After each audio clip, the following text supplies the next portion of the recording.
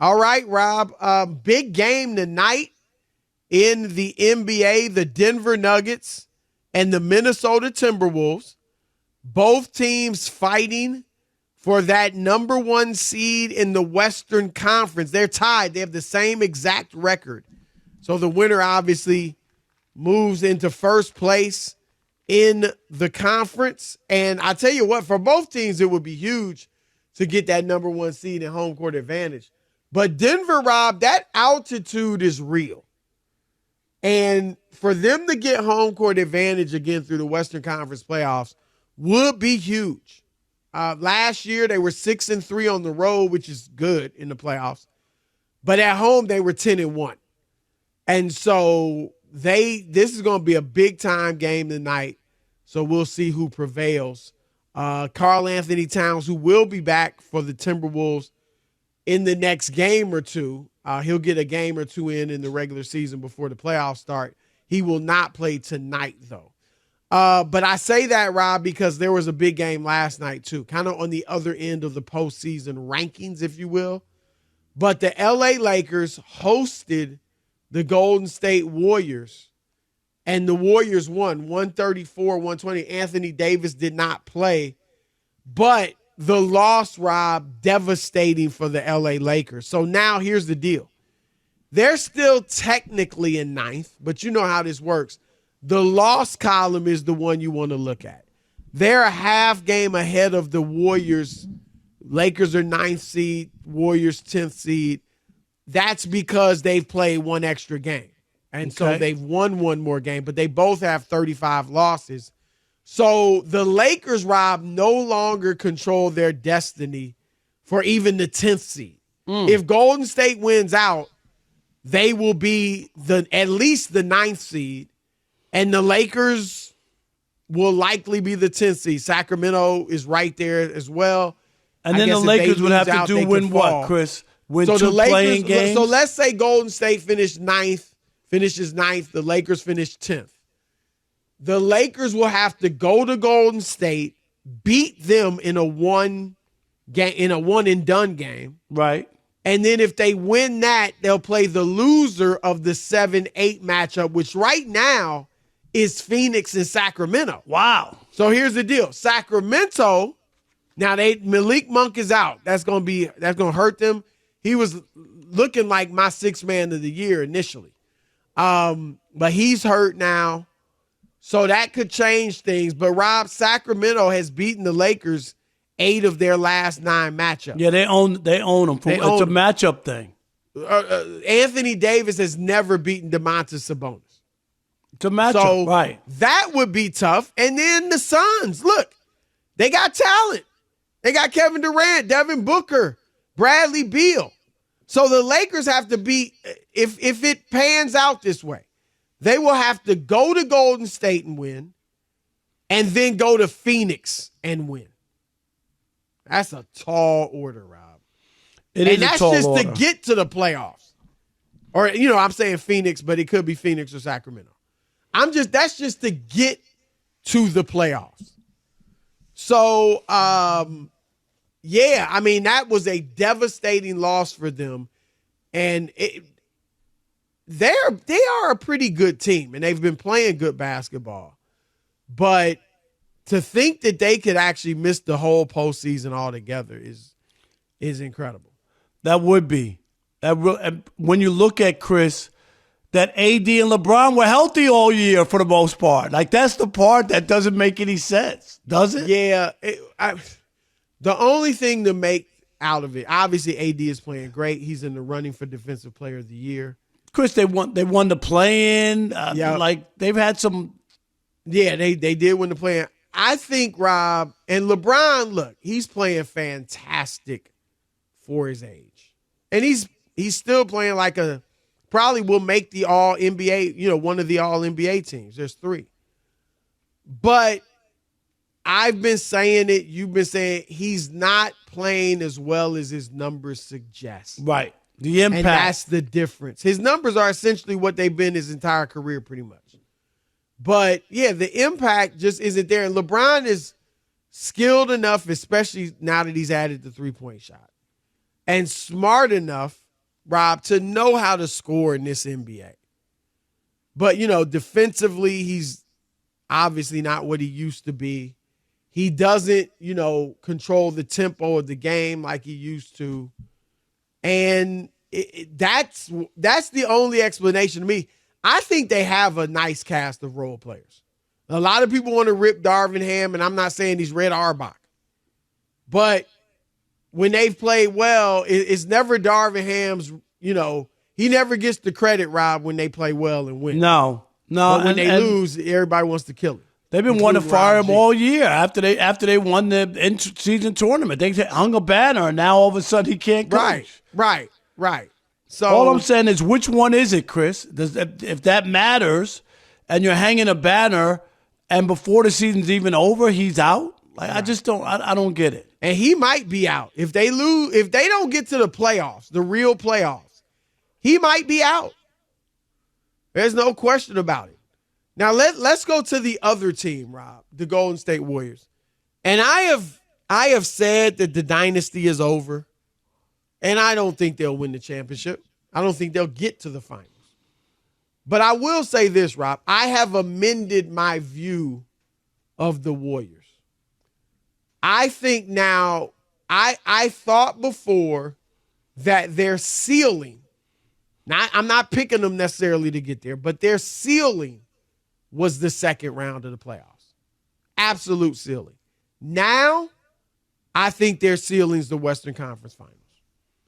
Like, I do think now, I think you've got Denver in the West, and then a group of teams, the Clippers, the Timberwolves, the Lakers if they survive, and the Warriors I'll throw in there. A group of teams that, are a notch below the Nuggets. I'm not throwing OKC in there because I'm thinking playoffs, and I don't think they have the experience. But I'm throwing Golden State in there now, and not just because of last night. Obviously, that was an aberration. They hit 26 threes, Rob. They shot 63% from three. That's the best not gonna happen ever in league history. Of course. But they have actually been playing really well over the last 2.5 months. Rob, since January 28th, you won't believe this. I guarantee this is going to knock your socks off.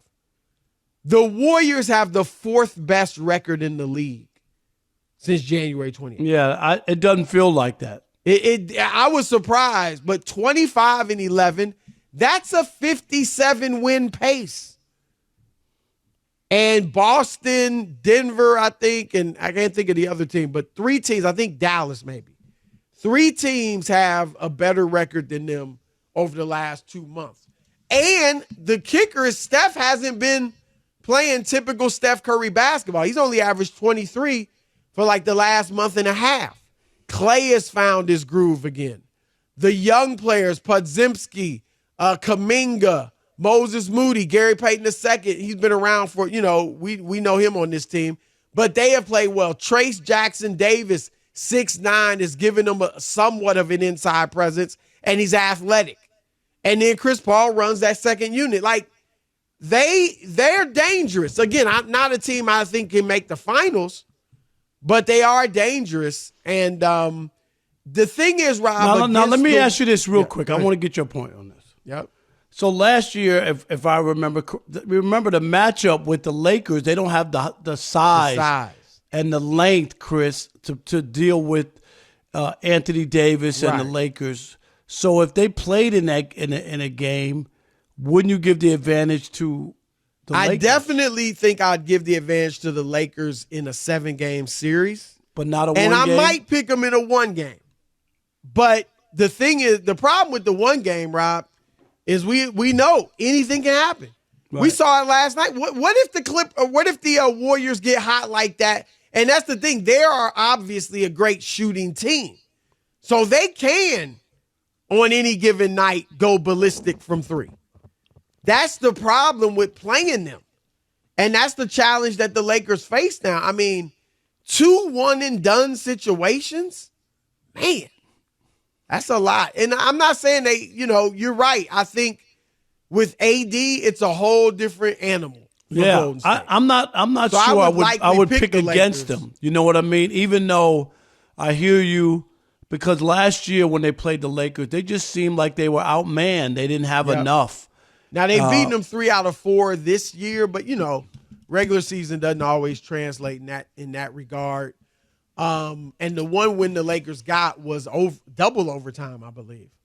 So it's not a lopsided matchup, but the Lakers definitely have a definitive size advantage. And the Lakers have been shooting the 3 well lately too. So if they, maybe they could match Golden State from 3, and then Anthony Davis playing well inside is a difference maker. So, but the bottom line is this is tough. Let's bring in the resident Mr. Laker homer, Rob G. Rob G's sick How now you feeling, after last man? night. He's sick. Yeah, he should be. Somebody called Subway because the ham sandwich has gone bad. What? That's a Rob Parker special. Thank you. I felt Very like Rob nice. when I said, look, man, it's hard to take a whole lot from the game because, as you mentioned, the greatest shooting night in NBA history for one side and the Lakers not having AD, it's a really big difference. Right. But as far as the bigger picture situation goes, it's terrible for Laker fans. Yeah. I mean, because when they're healthy, they can compete with anybody this side of Denver, I feel like, in a playoff series. The problem, though, is you might not get that opportunity to show that you can compete with anybody because you got to win 2 playing games. And the Western Conference being as tough as it is, the toughest it's been since like the Kobe, Duncan, Dirk, Nash era when teams were winning 50 games, top 18 with 50 games. Like, if they were in the Eastern Conference, they'd be like the 3 seed right now. But instead, they're competing for the 9-10. Better because they wouldn't be playing as tough of a schedule. Exactly. And so it's a really tricky situation. I got to tell you, as much as I'm a Laker fan, I want my team to win, even if realistically I don't think that we can this year, part of me feels like it would be better for all parties involved if they end up losing in the play-in and getting eliminated. Well, let me ask you this. Go ahead. And I want to. It's related to that, but first, let me say they'd have to win these 2 play-in games likely on the road. Yep. They're the worst, Rob, of all the top 10 teams in the West. Worst playoff Lakers road have the team. worst road record, 17-21. So that's going to be tough. But Rob G, let's say that happens. They get bounced in the first play-in game.